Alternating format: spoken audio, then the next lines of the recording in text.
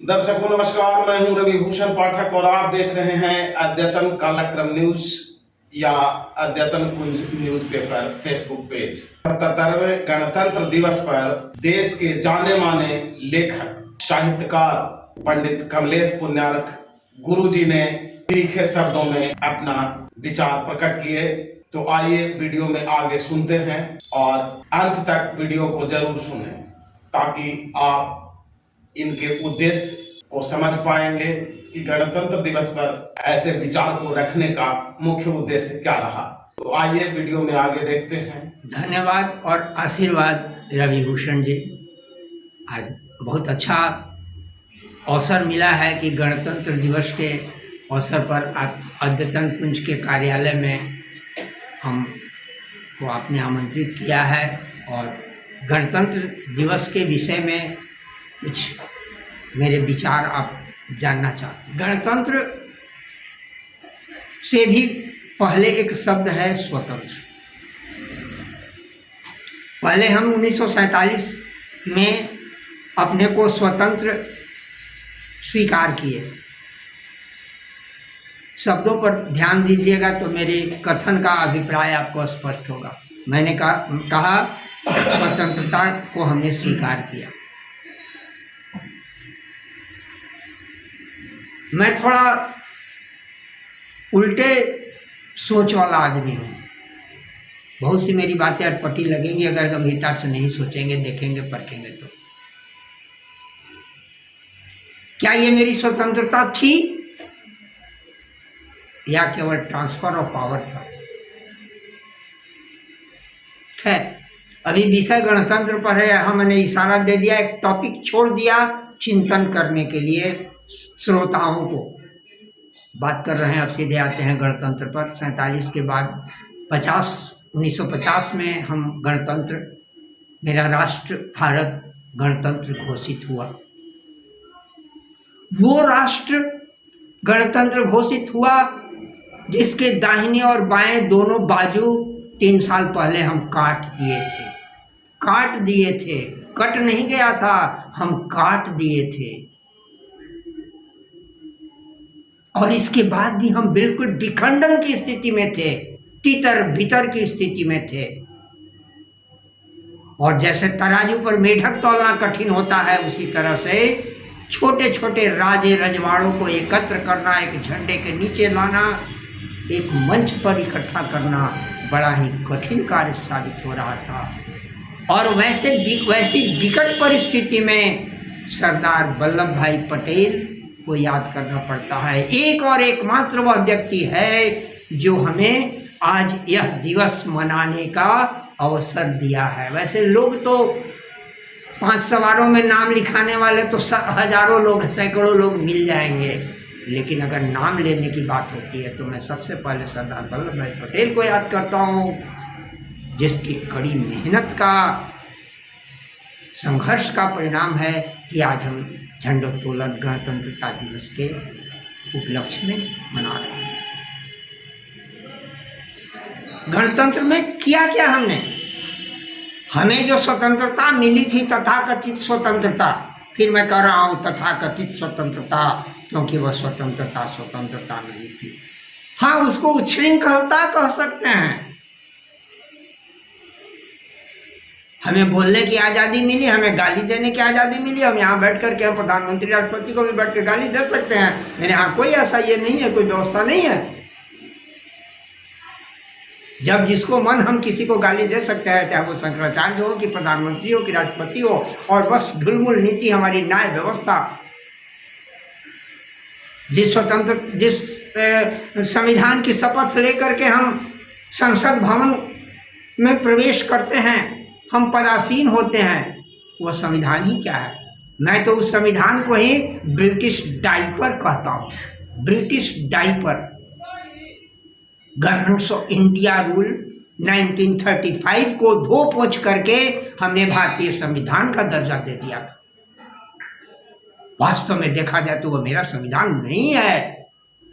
कहते हैं कि भारत का संविधान सबसे बहुनिया है, विश्व का सबसे श्रेष्ठ संविधान भारत का है। मैं तो इसको ब्रिटिश डायपर कहता हूँ।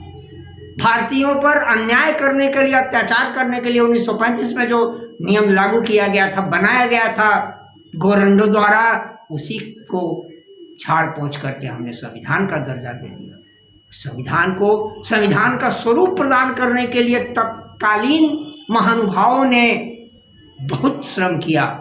उसके प्रेम्बल को ठीक करने के लिए जो प्रयास किया गया, संविधान की आत्मा को बचाने के लिए जो प्रयास किया गया, बहुत कठिनाई से, बहुत छल पूर्वक, छल और बलपूर्वक तो नहीं कहेंगे, छल पूर्वक, कूटनीति पूर्वक संविधान को, संविधान का दर्जा तो दिया गया। लेकिन उसके बाद वाले जो लोग आए, वो 50 तरह के उठा पटक करके, अनेक अनेक चीज़ों को उसके अंदर डाल करके, यहाँ तक कि प्रेम्बल को भी हमने तोड़ मरोड़ कर दिया।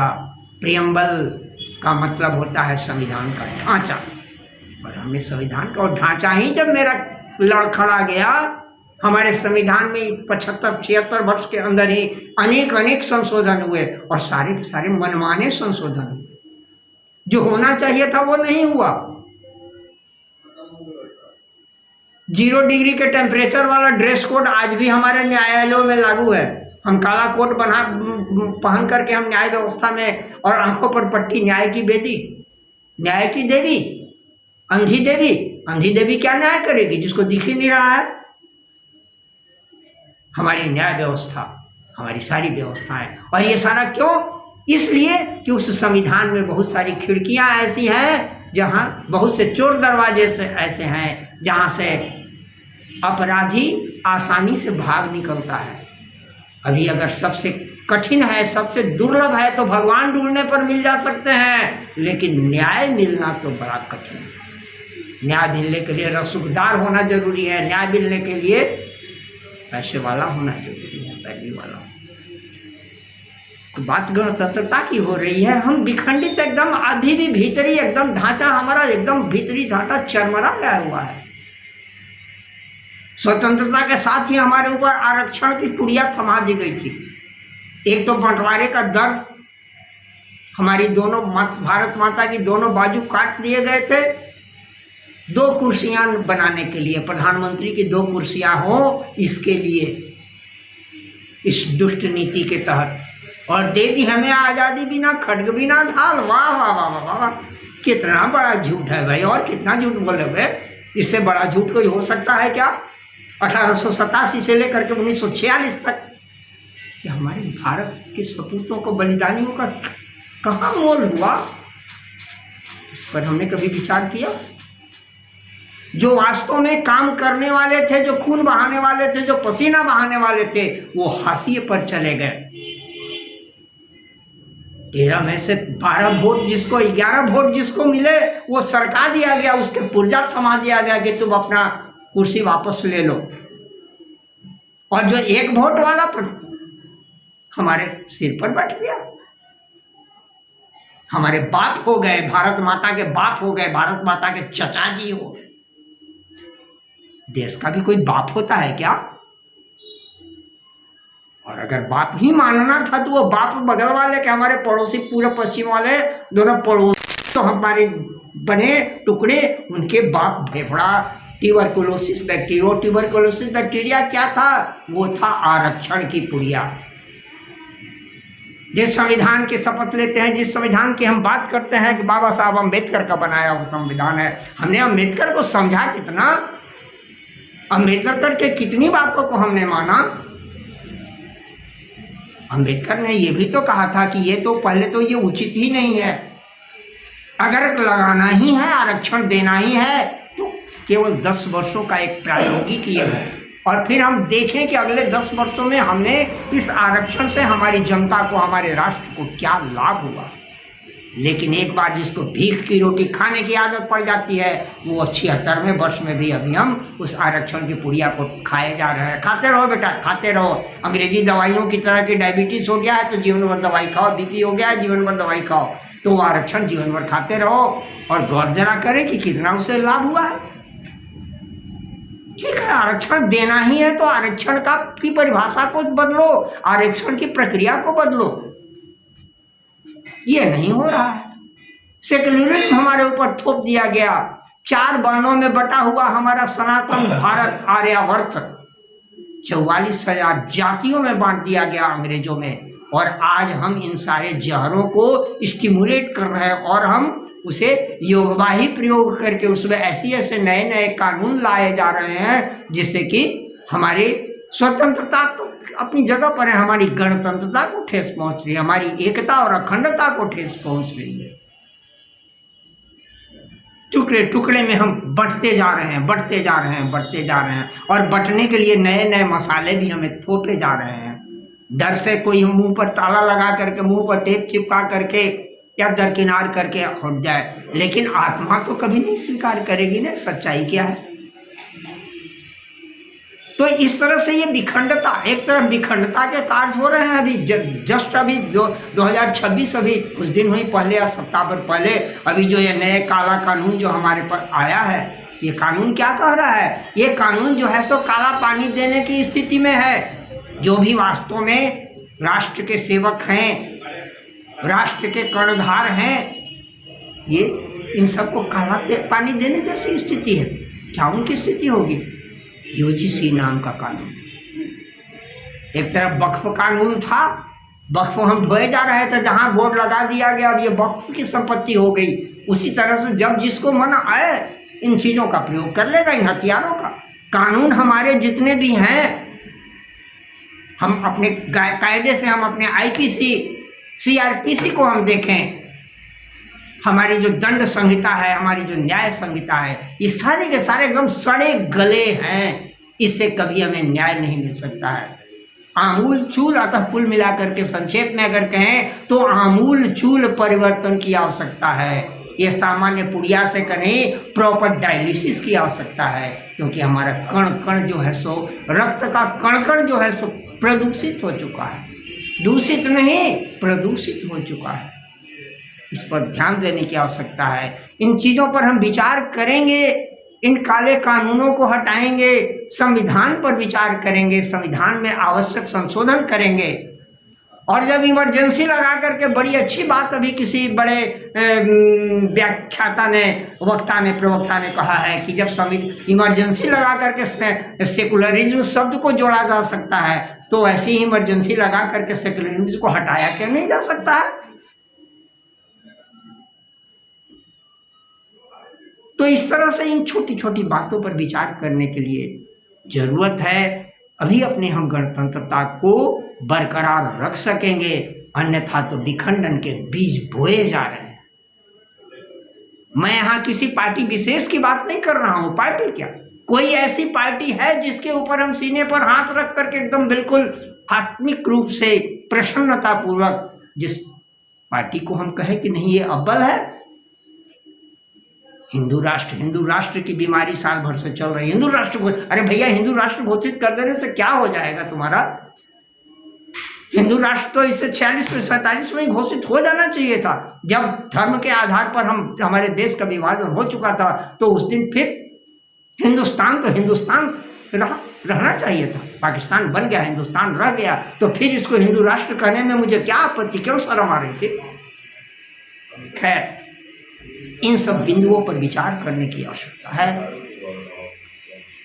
तभी हमारा गणतंत्र रक्षित होगा, पालित होगा, पोषित होगा, और हमें अपने राष्ट्र के विकास के लिए सोचने का, समझने का अवसर मिलेगा।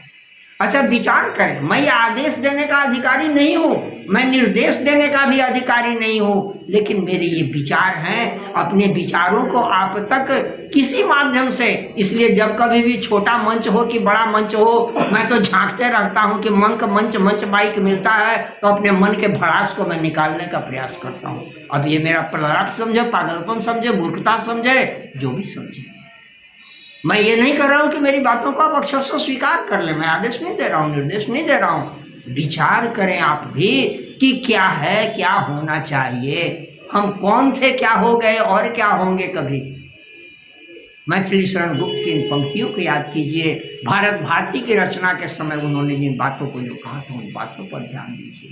ये जाति और वर्ण और ये वो लंद फंद, हम क्यों इतने टुकड़े टुकड़े में बटे हुए हैं? हम वसुदैव कुटुंबकम सोचने वाले हैं। सर्वे भवन्तु सुखिनः सर्वे सन्तु निरामयाः सर्वे भद्राणि पश्यन्तु मा कश्चित् दुःख भाग् भवेत् की कल्पना वाले हैं।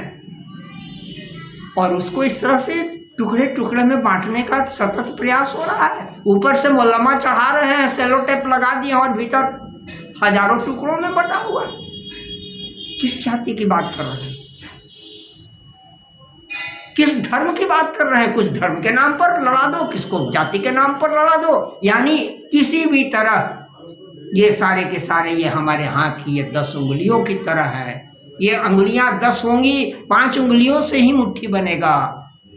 अगर इसमें किसी को भी हटा देंगे, सोचने की बात है कि यहाँ पर ऊंच और नीच की जो बातें आ गई है, ऊंच नीच का सवाल ही नहीं है। ये तो मूर्खों द्वारा तैयार किया गया एक तरह से स्टंट है, प्रोपेगेंडा है, झूठ है। झूठ हमारे अंदर भर दिया गया है। ये हायरार्की ऊंच नीच का सवाल नहीं है। एक इक्वल लेवल पर ये 4 चीजें हमारी थी। हमने उसको मूर्खतावश, दुष्टतावश, कूटनीति बस ऊपर नीचे का दर्जा दे दिया है। ये फलाना ऊंचा, फलाना नीचा, फलाना ब्राह्मण श्रेष्ठता की जो बात आज कर रहे हैं, और एक और पागलपन की तरह हम बिना जाने समझे मनुस्मृति को जला रहे हैं। मनुस्मृति का मुंह भी नहीं देखा है, वो मनुस्मृति पर बोल रहा है। मनुस्मृति के कितने पन्ने हैं, कितने श्लोक हैं, ये भी जिस गधे को नहीं पता है वो मनुस्मृति पर बातें कर रहा है। पढ़ो कम से कम भैया, समझो, उसको जानो। और बिना जाने समझे, बिना ये बकवास जो कर रहे हैं ऊंचे नीचे और वर्ण भेद के सारी की सारी चीजें, ब्राह्मण की बात है। ब्राह्मण किसको कहते हैं? ब्राह्मण है क्या चीज? बहुत सारे उपनिषद हैं, बहुत सारे धर्मशास्त्र हैं, लेकिन वज्र सूची को उपनिषद मात्र 12-13 श्लोकों का, मंत्रों का एक उपनिषद पतला सा है। वहां जो ब्राह्मण की व्याख्या की गई है वो बड़ा विचारणीय है, दर्शनीय है। और उस मापदंड से जब हम देखने चलते हैं तो ब्राह्मण तो हमको कोई दिखता ही नहीं। किस ब्राह्मण की बात कर रहे हैं? हमारी सारी की सारी वर्ण व्यवस्थाएं चरमरा गई हैं। न सही ब्राह्मण दिख रहा है, न सही क्षत्रिय दिख रहा है, न सही वैश्य है, न सही शूद्र है। ये अवस्थाएं हैं, ये जाति नहीं है, ये वर्ण की अवस्थाएं हैं। आत्मिक स्तर, चेतना की स्तर की अवस्थाएं हैं ये 4। बातें बहुत हो सकती हैं, मुख्य बात है, इसलिए अब इन चीज़ों को कुछ पॉइंट्स आपको हमने दे दिया, इन पर आप चिंतन कीजिए, मनन कीजिए। धन्यवाद, आपने मेरे विचारों को सुना, इस पर मनन करेंगे तब मुझे अधिक तुष्टि मिलेगी। जय हिंद, जय भारत, वंदे मातरम, वंदे मातरम।